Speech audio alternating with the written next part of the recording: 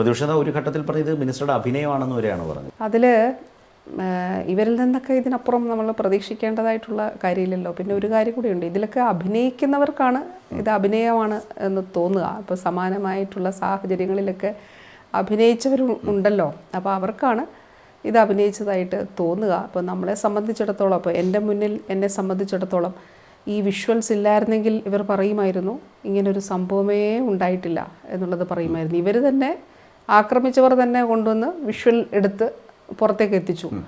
ഇല്ലായിരുന്നെങ്കിൽ ഇവരെന്ത് പറയുമായിരുന്നു?